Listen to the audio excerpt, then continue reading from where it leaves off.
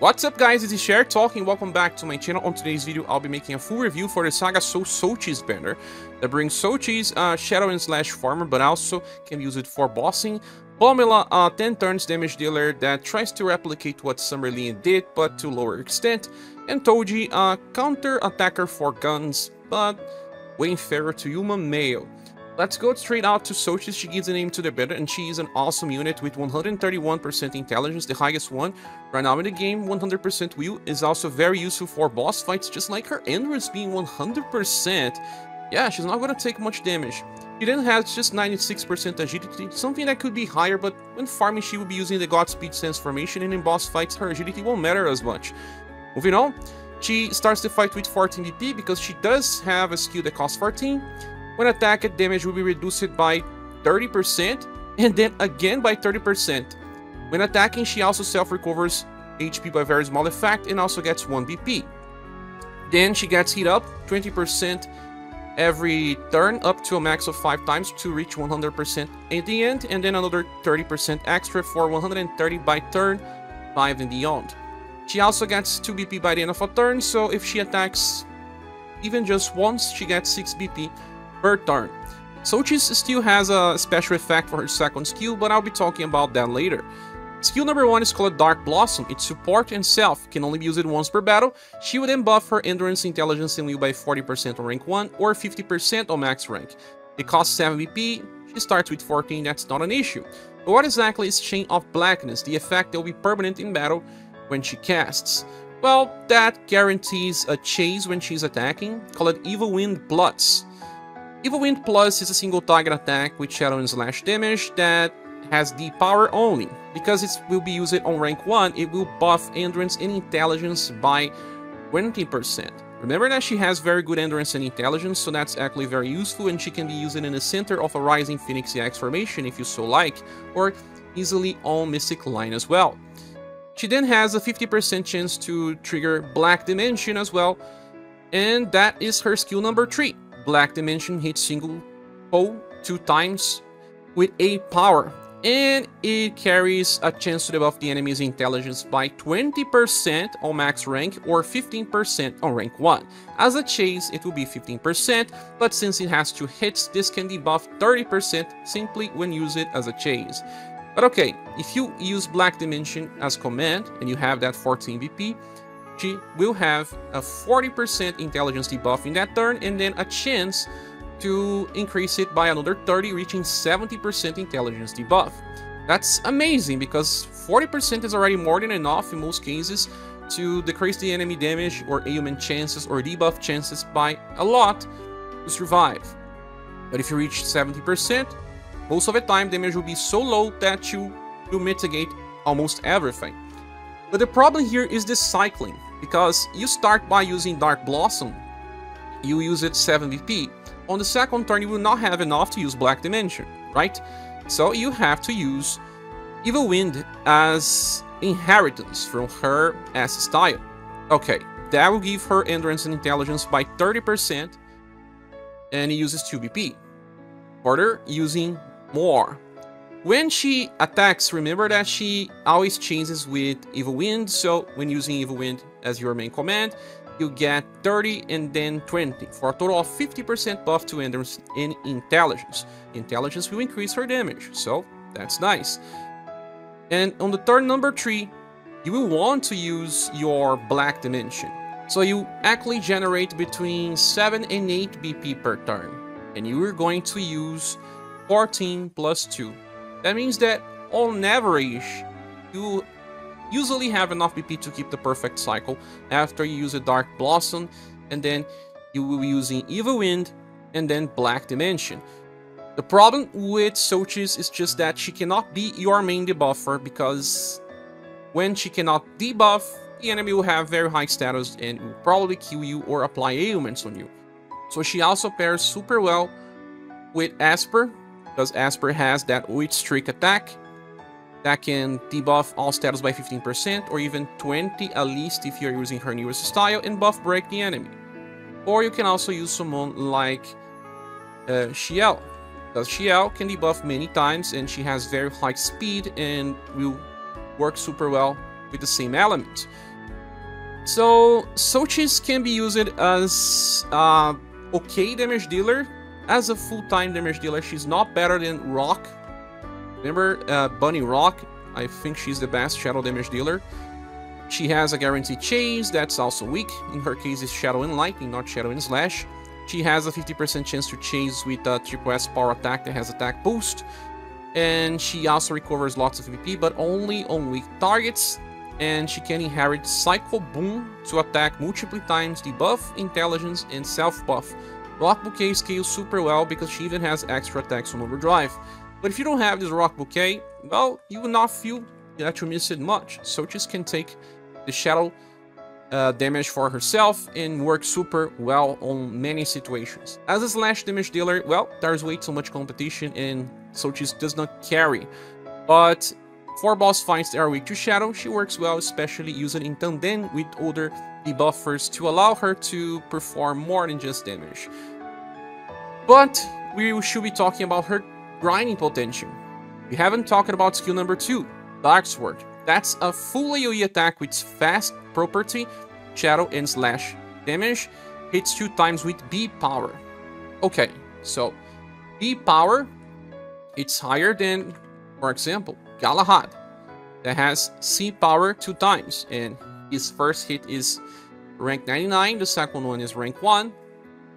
There's also Creator, for example, and Creator has double C power as well. He opens with Creator's Flare, and then he gets that Holy Wrath. And they work super fine. Then there's the case of Merlot-Syrah. Merlot-Syrah has that monster version with Chain Lightning. 2 hits off B power, or even 3 or 4, depends on your RNG, but the second hit will do less as well. So there are characters that have similar setup, and they work super fine for now. I think Galahad will be the first one to stop working, because the enemies will keep getting higher and higher HP, but Sothis is very safe because her damage is very close to the potential of Merlot-Syrah, with 2 hits. And she then, after attacking with Dark Sword, enters a charge stance that will allow her to use Green Charge on the next turn, for free. Green Charge is then 3 hits of C power. If you are running a triple S staff, well, that allows her to do a lot of damage, and 3 hits of C power is much higher than 2 hits of B power, allowing her to solo easily for enemies that are weak to shadow and slash. And since both are fast, you can also use a Magical Shower EX formation where she gets extra damage to perform even better. And she replaces Sarwin on this role of doing shadow and slash damage. Sadly, Sarwin is failing now with the inheritance of his destructive blow, because the enemies are getting higher HP and he is missing by 5 or 10,000 damage. So, Sothis is the replacement. As for other inheritance, Sothis has Soul Freeze Plus, that's an AoE attack that can paralyze. Well, you only use this versus Real Queen, and or if you are a new player than anything. But she also has Dark Wash Plus, that's a buff break skill. It can be used for Vampire Lady Remembrance fight, especially if you don't have any other buff breaker. Although I believe Sothis is better off using her skill number 3 than Dark Wash if you have someone else to use. But it's good for new players if they don't have access to other buff breaks.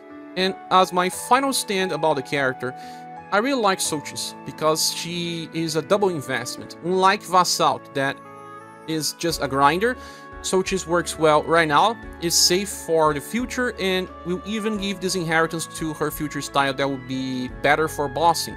She is respectable for shadow damage and can debuff as well. So as a grinder, I would say that Sothis deserves a 5 out of 5.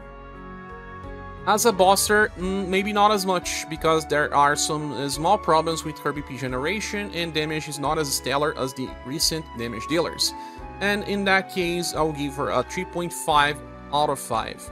So overall, a very useful unit nonetheless. Sothis is the only one of the new SaGa Soul characters to have a future style on JP.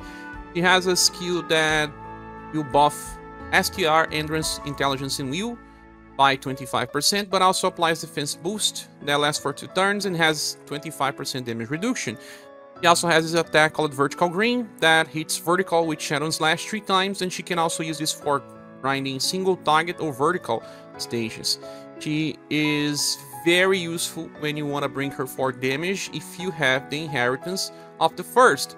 Just inherit Dark Blossom and she will be much better, since she decreases damage taken to the party, and she can get other effects like Fighter, that gives attack boost to all surviving allies, and she also has Present, many ways to increase damage, and she is already very good defensively as well. So at least she has a future. Well, the next character is Touji, and he is a tank with 108% endurance and 105% will. Those values could even be higher. Dexterity is 118%, with agility and intelligence being on the average levels, and they are not that important. Well, this character has a trigger depending on if he is on a defensive counter stance or not. And to understand that, we need to talk about skill tree Retaliation Trigger. This is a fast skill, single target attack with blunt damage and double S power, but it costs 12 BP, a little too much. And after attacking, the user will then enter a defensive counter stance. It means that he takes damage in order to counter. And the counter attack will be this Bazooka and Chainsaw that will use at least the skill rank of Retaliation Trigger. So Bazooka and Chainsaw is a double S power attack with blunt and slash, single target. So he is a single target counter and will grant the user this attack boost. That will increase the damage potential by 25% only for that turn, so just the next attack will do more. So, why are we discussing this? Because when you use this defensive counter stance, it lasts for 2 turns and we reduce direct damage attacks by 25% and then counter. So, look here. He gets PP when he's attacking. He also recovers HP when he's attacking. The more you counter, the more BP you get. And on start of the first turn, you will not be on that defensive counter yet. So you grant yourself this attack boost in a technical snipe. That's a passive that will only work for that particular turn, that will allow him to chase with that skill called Bullet Dance. It's 3 hits with E power that equals triple S attack. So, okay. On turn 1, you get this attack boost and then chase with triple S power. And then if you are on that defensive counter stance, if you use that skill, Retaliation Trigger, then you will then be on the defensive counter stance for the next turn only. That's right, on the next turn, he will get a taunt to himself, that is medium and lasts for 4 turns, and then 1 damage block for 1 time in just that turn. I don't really like this, and I have to say why. Because the effect itself will only be on the next turn. His VP generation is not perfect, so the defensive counter stance lasts for 2 turns, but he uses 12. Starts with 12. He gets when he's attacking. Okay, he got 4 at least when using this, and if he counters, he can get more, but it will still be something like Retaliation Trigger, and then something else, then Retaliation Trigger at most. Sometimes even 2 turns without using Retaliation Trigger. Then we have 20% damage potential. We reduce damage taken by 25 and then by 50%. Those are the passives of this character. He has Quick Draw, so it's a fast attack that will allow him to chase with that Bullet Dance. And he also has Cross Shot Plus. That's a 4S power attack with 11 BP cost. That's critical to Undead. But his VP generation is kind of bad. You only want to use Cross Shot Plus if you are finishing off the enemies. He is a very, very simple character that is not good. Looks like he was designed on 2022, to be honest. So he doesn't take much damage because of 2 defensive passives. He can decrease damage taken when it's direct. He doesn't have any type of party support. He doesn't even taunt every turn. Gets a damage block that's not essential since he is already good defensively. And his damage is very bad. Even with the attack boost, it's not really great. So, well, I should not even say that, okay, we have Megalith boss in the future that needs counter mechanics. And for guns, we have a Socho as well. Summoned for Socho, second style. I believe this character is better. Why? Because he taunts every turn. He counters with Bazooka that may not feel that strong. Bazooka is just a power, but it buffs dexterity. And you will be buffing your dexterity as well, recovering HP. You decrease damage taken by only 50%. But Sothis gives a lot of BP to everyone, and also gets heat ups by casting this. 10 BP, can use it 5 times per battle. This can allow some other characters to work better, like T260G, for example. Lee doesn't really need extra BP if you're running his summer style, most of his styles anyway. But maybe other characters in the party can benefit from the BP generation. And because of that, I think this guy is extremely unnecessary. But if you want a counter unit, you still have Yuma Mayo. Yuma Mayo Halloween style is still a very good one. And there's not just the Halloween style, there's also the attacker version that can inherit. But the Halloween style is much better since he buffs when being hit and can counter with 1 to 3 attacks. And even has bullet dance for fun. So, sadly, Touji is really not good. Can inherit this confusion attack to help out versus Wuhan, but nothing else matters. That's why he has some intelligence, just to land the confusion. Everything else is simple.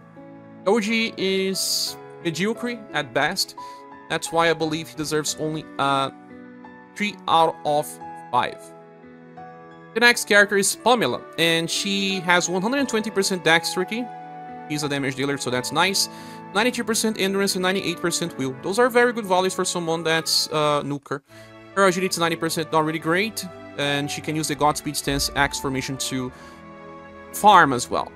Now, she starts the fight with 12 BP, and by the start of turn, she gets a lot of different effects. These were designed similarly to Summerlian, because it triggers 10 times per battle every turn. So on turn 10, it's the last time it would trigger. She gets a chase attack, call it Swallow Gale. That's her skill number 3. 2 hits with A power, pierce, and shadow damage. It's nice. Well, because it has double element, it will allow you to grind well. But, okay, she also gets this pierce attack boost. That increases pierce damage by 55%, and then a shadow attack boost that increases shadow damage by 55%. Okay, so those two things will stack, and just here we'll have a 110% damage increase to the same skill, Swallow Gale. And then she also recovers 2 extra BP every single turn. Now, the second passive is kinda strange. On turn 5, counting from start of battle, you trigger a 20% heat up for the whole party, including herself, and a 15% defense up to the whole party. Those effects will last for the whole fight. But turn 5 is strange, takes too much time to trigger, but I know why they did this, because some boss fights get harder and harder, and they have some heat ups as well, so defense up will help you to reduce damage taken.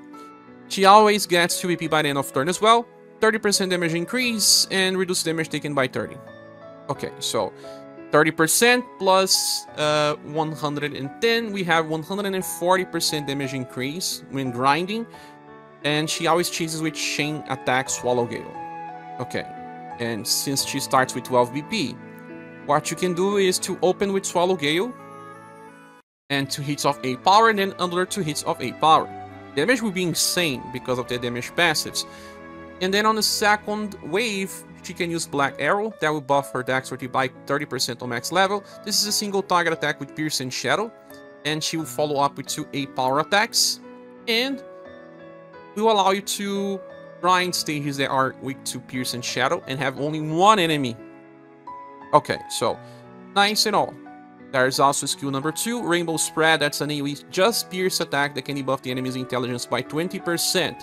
Since it's AoE and has just a 5 EP cost, she can use it whenever she wants. And she will still chase with her Swallow Gale, always. So, her intelligence is bad. You should not be relying on this to apply intelligence debuff unless you are running her own remembrance, and you can benefit from the intelligence debuff. But she's mostly just made for damage. She has the inheritance of Art Seeker to apply Charm on Wuhan. Twin Arrows doesn't really help her much, since it just reduces her damage potential since she's not buffing Dexterity anymore. And Millionaire Plus is a S power AoE attack that could be useful as an opener, but right now in the game, first and second waves are just the same, so why use AoE if she cannot follow up with AoE, right? And like I said, her design was similar to Leon. Leon Summer style has all of his bullets for 10 turns. But just try to compare the difference between them. Okay, Leon will reach 100% damage increase via hit ups, and then 20% extra with another 30% extra for a max of 150%, but only on turn 5 onwards. I know, but it's deep power chase, another deep power chase, a triple S chase, an E power chase, a C power chase. This is like more than double the damage of Pamela. Sadly, that's true. Pamela is also comparing to Z-Link, because Z-Link was kind of popular because of the banner she was with, and she always chases with multi-shot. Multi-shot is an S power attack.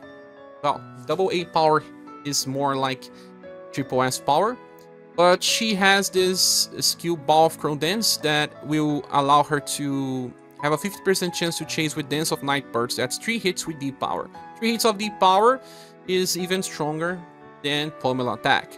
And Z-Link also buffs STR and Dexterity off everyone by 15% when she's attacking. Yeah, Z-Link is much better than Pamela. They can work together. Yes, they can. And they will do a lot of damage. Will make some Remembrance fights a joke. Yes, I know. But I feel like because I have Z-Link, I don't need Pamela. If you have Z-Link, I also recommend you to skip Pamela and wait for better bow users, because this 10 turn limit for Pamela makes no sense. This makes her a better farmer for free quests, but then on Remembrance fights, depending on the fight, she will still shine, but real content like real boss fights or romancing difficulty, she will not help. Pamela does not have any future style as well, much like all the other ones, and I will give her a 3.5 out of 10. But, well, if you're missing out on more users, it's still okay to pull for her. Now back to the banner image. Is this banner worth summoning for? In my opinion, no. If you are a new player and if you are missing out on a grinder, someone that can solo stage, then Sothis will help you a lot. And she can even work on boss fights. Pamela is helpful for bow remembrance, but for real challenges she will be missing. We'll get stronger damage dealers that don't have this penalty of only lasting for 10 turns. And Touji is a mediocre type of counter. So this is just a banner for those that want Sothis. If you want to play around and get the character, nice. But overall, I think this banner only deserves Bronze Plus award, as it's really lacking overall. Well, I will be skipping this banner, and I will suggest you to do so, unless you really like Sothis and don't want to wait for a rerun to get the full potential Sothis later. With all that said, this is my opinion. What is yours? Please say here on the comment section. Thank you so much for watching. Please subscribe if you haven't, and if you want to support the channel, I have links on the description of the video. Hope to see you soon on the next one. Goodbye.